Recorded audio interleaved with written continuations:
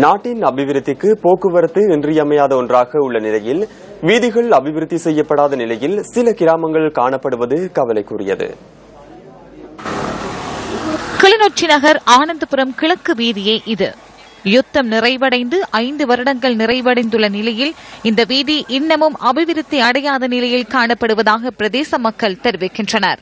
சுமார் 350க்கும் அதிகமான மக்கள் இந்த வீதியினை பயன்படுத்துவதாக எமது பிராந்திய செய்தியாளர் தெரிவிக்கின்றார்.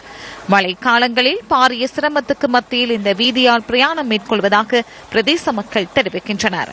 மிக மோசமாக இந்த வீதிகள் நெடுங்காலமாக இப்படியே இருந்து கொண்டிருக்கு. அதை வைத்தியசாலைக்கு அவசர நோயாளர்களை கொண்டு செல்ல மிச்சம் கஷ்டமான ஒரு இது சிலவுகளை தூக்கி கொண்டு போக வேண்டிய நிலவரம் காணப்படுது. இந்த ஆனந்தபுரம் கிழக்குல தான் மத்திய கல்லூரி, வைத்தியசாலை, மின்சார போன்ற பிரதான அரசு மிகப்பெரிய ஸ்தாபனங்கள் இயங்குகின்ற நிலைமையிலும் கூட இந்த ஆனந்தபுரம் கிழக்கில் உள்ள வீதிகள் மிக மோசமான நிலைமையில இருக்கின்றது.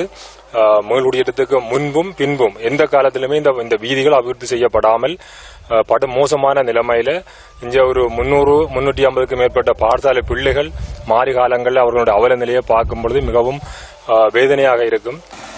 இந்த விடயம் தொடர்பில் பல தடவைகள் அதிகாரிகளிடம் முறையிட்டும் கவனத்திற்கொள்ளாத நிலையில் எப்போது புனரமைப்பு செய்யப்படும் என ஏக்கத்துடன் உள்ளனர் பிரதேச மக்கள்.